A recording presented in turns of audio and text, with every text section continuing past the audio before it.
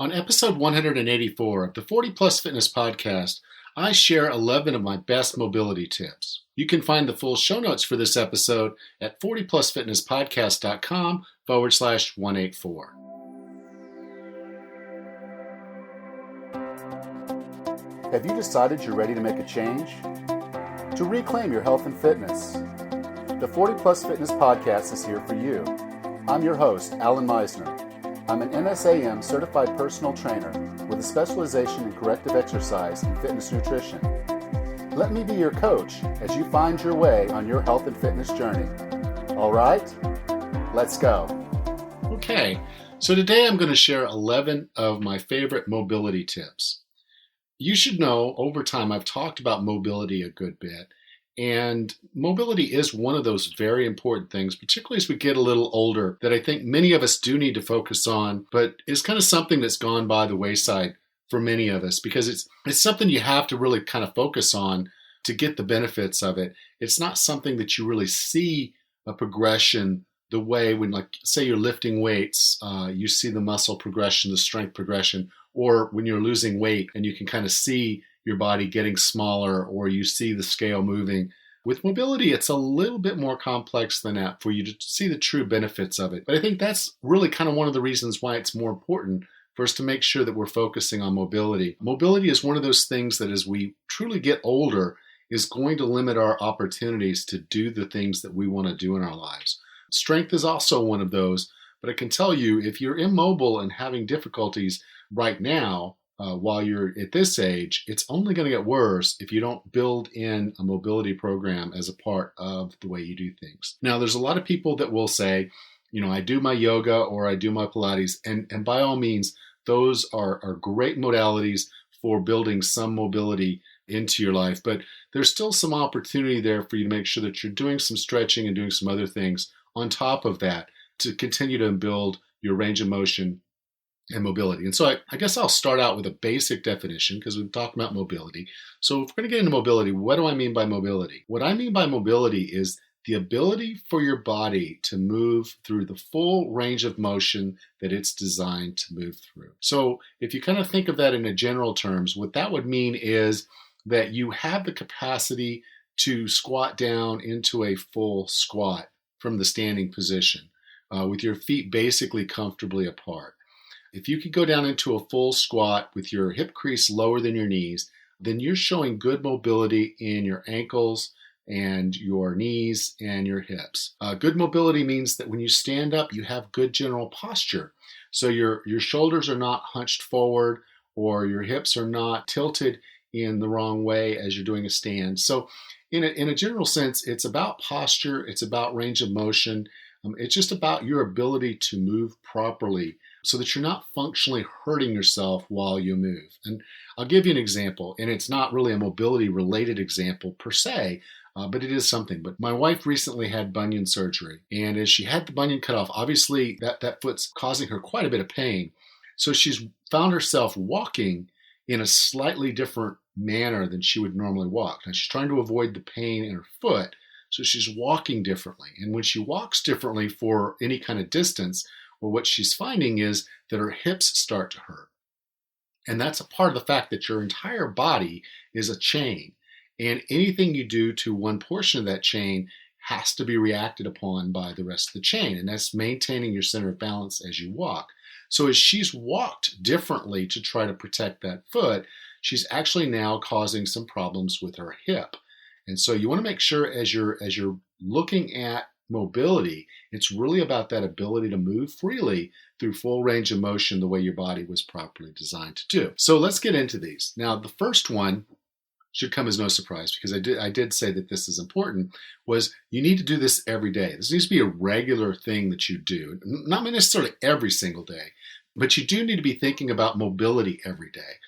If you have an office job where you're required to sit for extended periods of time, just getting up and doing occasional stretching is going to help keep your hips mobile. And sitting for extended periods of time is going to keep you immobile. So if you find yourself in a position where you're standing all day or you're sitting all day, is to just make sure that you're moving around sufficiently so that you're not getting into one position for a long, long time. Our bodies were not designed to stay still. We were designed to move. So when we're forcing ourselves to be in a steady state position, a single position for an extended period of time, we're damaging our mobility. So it's not so much that you have to have a stretching routine for every day, although that would be optimal. Just making sure that you're moving throughout the day is going to be a big step forward for most of us. Okay, the second thing is if you are going to do any form of stretching or mobility work, it's important to warm up those muscles first. You have to think of muscles as kind of like a rubber band. And if you put a rubber band in the freezer and then you try to pull it, it's not going to have the same elasticity and very likely is going to tear.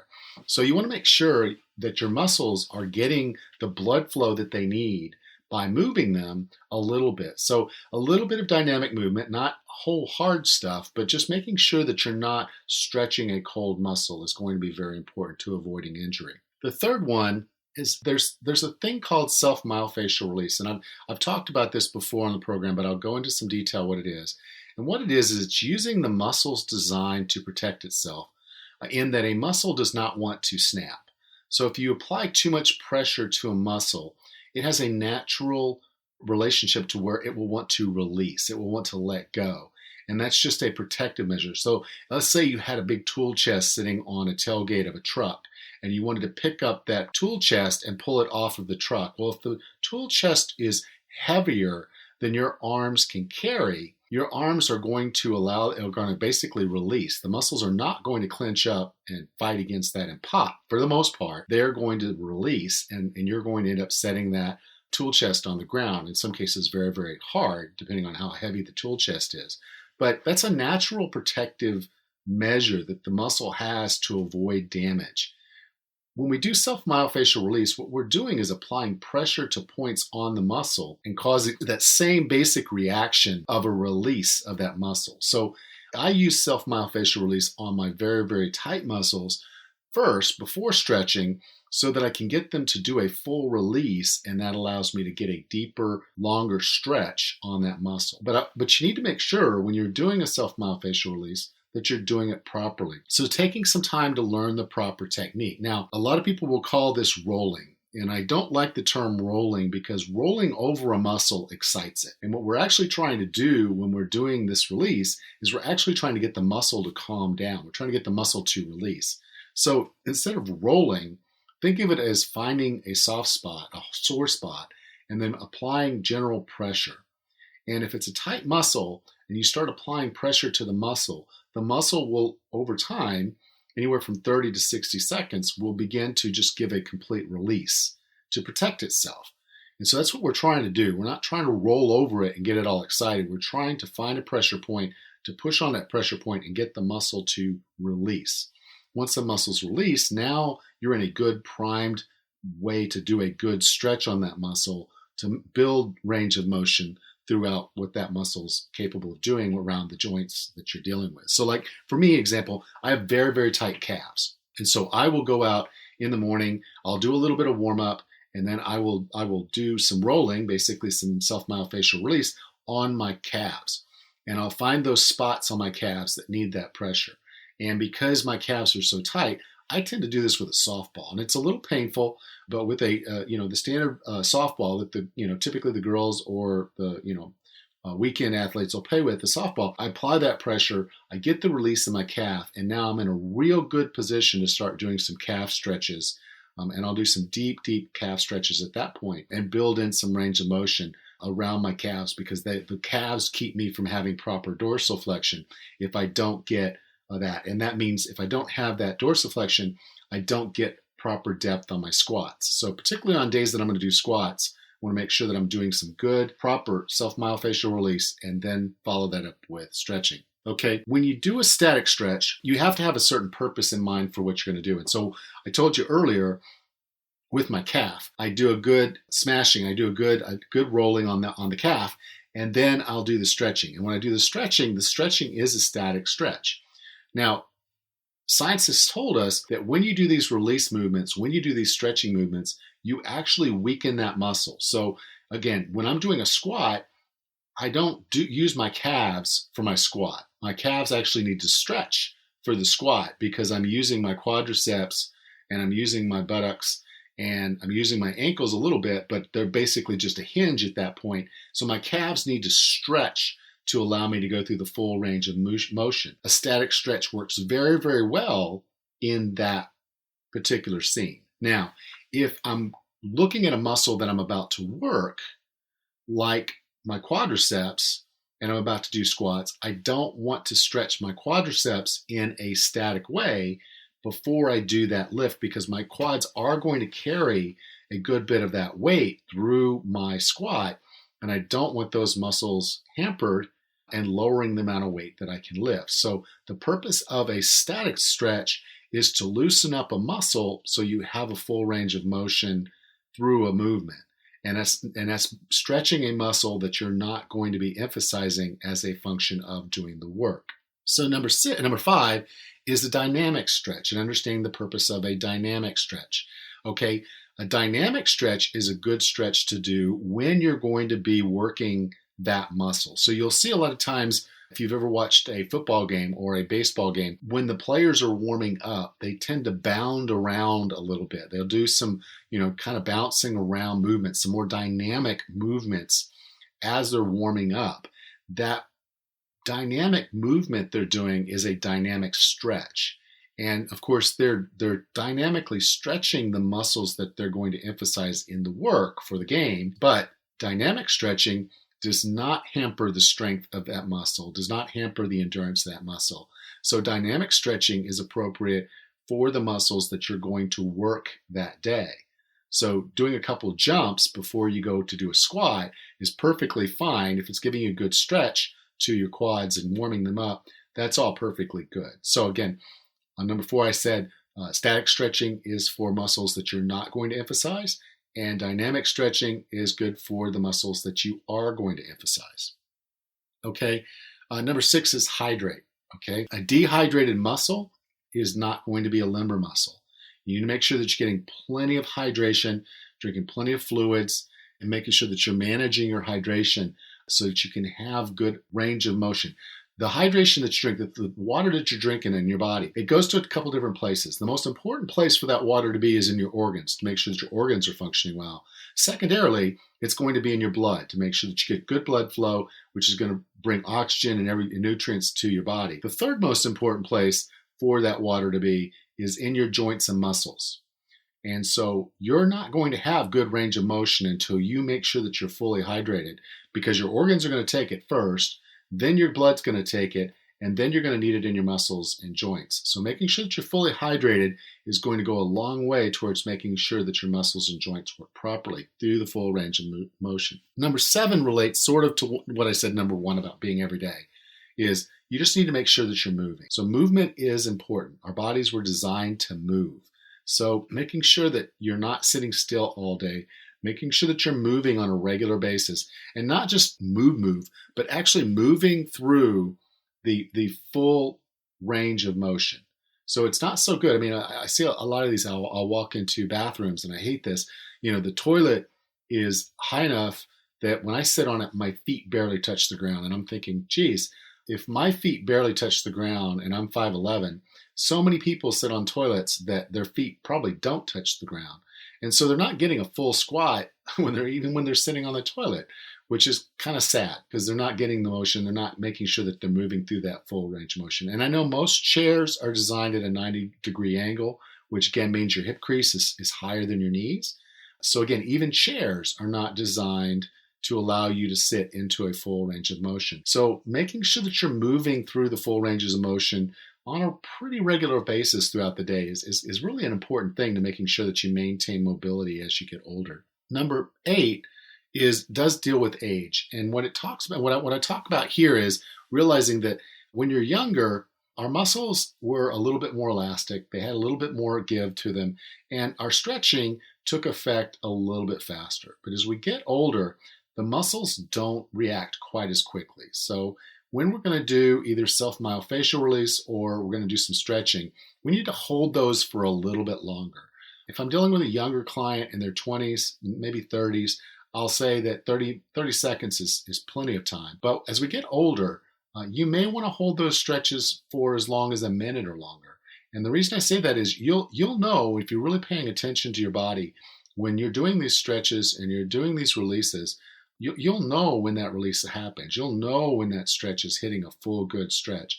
And it's probably going to be a little bit longer than 30 seconds. So take a little bit more time in your stretching routines to make sure that, again, you're getting the full good stretch. Or if you're doing self-myofascial release, hold that for that till it actually does release, till you really feel that give. And that may, again, probably be a little bit more than 30 seconds. So holding it long enough to get the benefit is going to be important. Number 9 is to breathe. And this is my struggle. A lot of times when I'm going through these, particularly the self-myofascial release, when I'm dealing with a little bit of pain, is there's this natural tendency to hold your breath. And that's the exact opposite thing of what you want to do, particularly in stretching, but through all of it. Just make sure that you have a good natural breath, because the good natural breath is going to allow for relaxation. If you're holding your breath, your body's going to be tense, and a tense body does not stretch, does not release nearly as well as it will if you're breathing regularly. Now, a yoga instructor will talk you through the breathing in most of the sessions because they know the types of stretches where you're most likely to stop breathing. But if you're doing this on your own, you just need to be cognizant that you're continuing to have a good, normal breathing pattern. And you may need to count breaths just to make sure that you're maintaining a normal breathing pattern. So again, number 9 is to breathe. Number 10 is to find a partner. Oftentimes, having a partner makes the stretching much more enjoyable and allows you to do a little bit more than you may have done before, because the partner can help apply some pressure at particular points. And one where we've seen this work really, really well is when you're trying to stretch through your hamstrings or trying to stretch through your quadriceps or something with the arms, is the ability for a partner to give a pulling or a pushing effect to help build into that stretch, and having them help hold that and push that. In many cases, you can actually do something a little bit more active to push against them to start. And that active push of the muscle then with the release and the stretch, again, can help you get a better stretch. If you're going to do some partner stretches, I'd encourage you to do a little bit of research. Look at YouTube, look around and find some routines. Really pay attention to the structure and the form of how they do these so that the two of you are doing them and not hurting each other.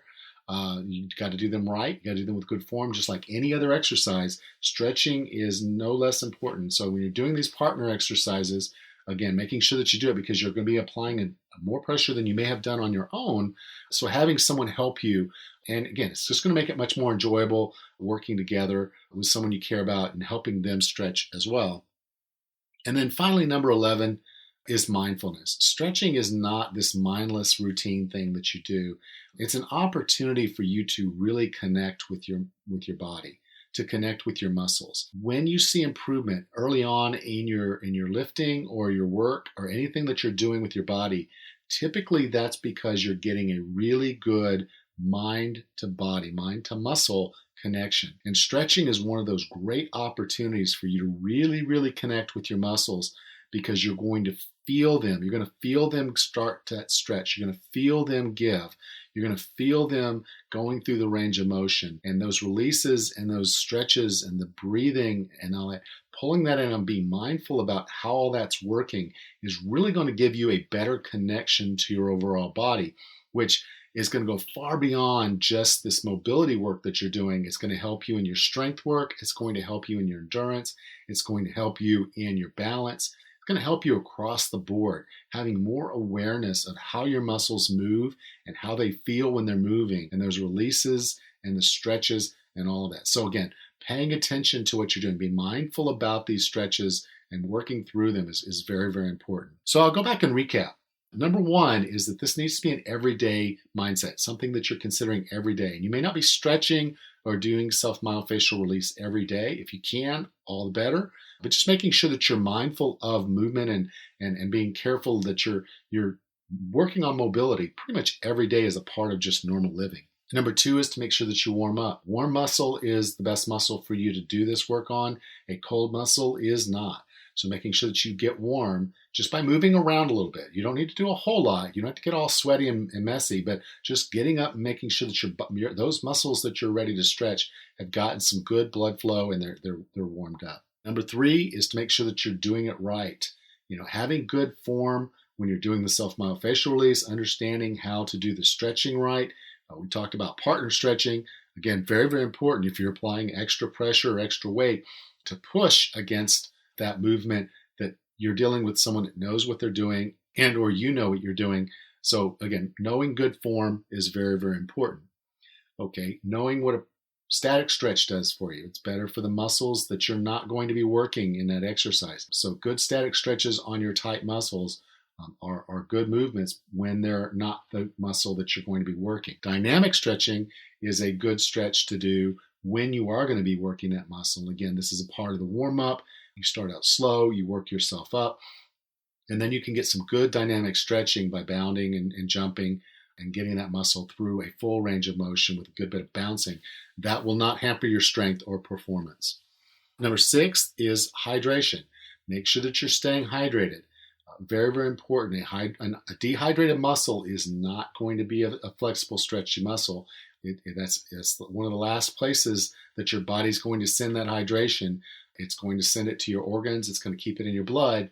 And then lastly, it's going to look at your joints and muscles. And so you want to make sure that you're staying hydrated so you do have good mobility. 7 is move. Again, movement is life. If you're not moving, you're dying. And I mean that directly.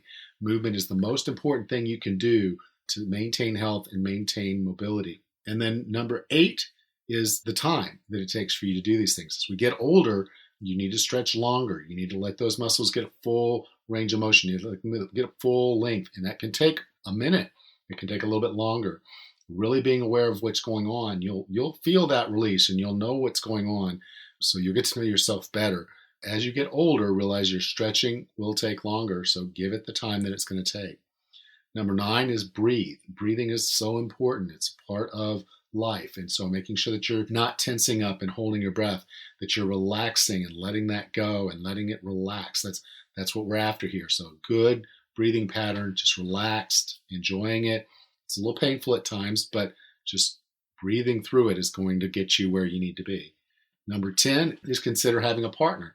Having a partner help you will help your stretches go deeper. It's also just that much more enjoyable to spend time with someone rather than always doing this kind of thing by yourself.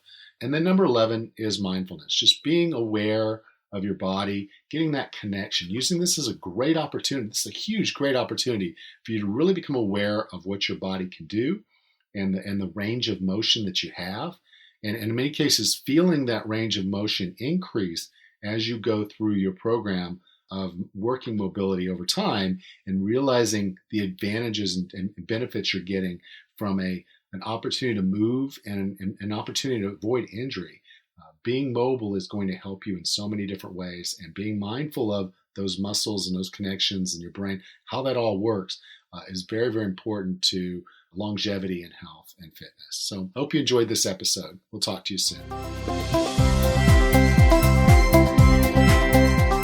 Again, I'm so glad you were here today, and I hope you enjoyed this episode. Next time on the 40 Plus Fitness Podcast, I'm going to go over 11 health and fitness enemies that you may have in your life. Until then, have a happy and healthy day.